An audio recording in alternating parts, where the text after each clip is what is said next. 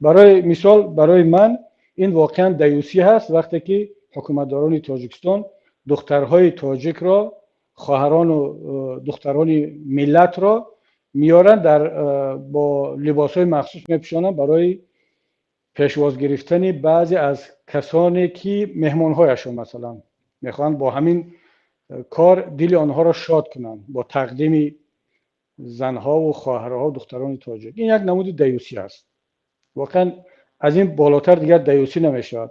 اگر بسیار هم میخواهید که اون مهمان عزیزتان را که از او چی میخواهید، نمیدونم تیر و تفنگ میخواهید، پول میخواهید، با یک پیشنهاد کردن یک زن خرسند کنید، زن و دختر خودتون رو برید. چیکار دارید با زنی مردم، با دختری مردم، با بانوان دیگران؟ که ببینیم آیا دلتون میخواد که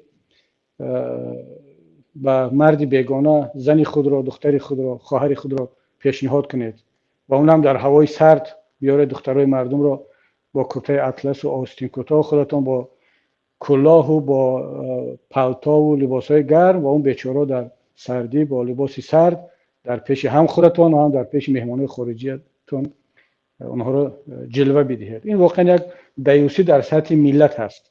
حالا بعضی انسان ها در سطح شخصی هم شاید که این خصلت رو داشته باشن، اما کسانی که این لباس را میپوشن به هیچ وجه این برچسب به آنها یعنی که موافق نیست.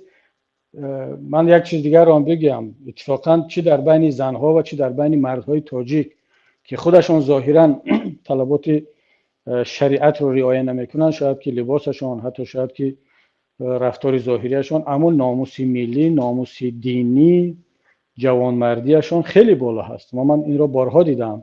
خودش پیروی نمیکند، اما وقتی ببیند که نسبت یک زنی تاجیک تحقیر شد، نسبت یک حجابدار به حجاب، در عموم نسبت یک زنی تاجیک، نسبت ملت، نسبت دینش، نسبت ارزش‌های ملیش، حتی نسبت ریش یک هموطنش تحقیر شد، ناموس و غیرت دینیش، ملیش جوش میزند و میبینید که یک دفاع جانانه میکند. اما میبینیم که کسانی هم که ریش دارند، سله دارند، در منبر پیامبر ایستادند، در لباس روحانیت را در بر کردند، اما بیناموسی و دیوسی آنها از به مراتب بالاتر از بعض برادران و خواهران بیریش و بی‌حجاب و به اصطلاح دنیوی ما هست. بنابراین من خواهش میکنم که معیارها را به این شکل نگیریم.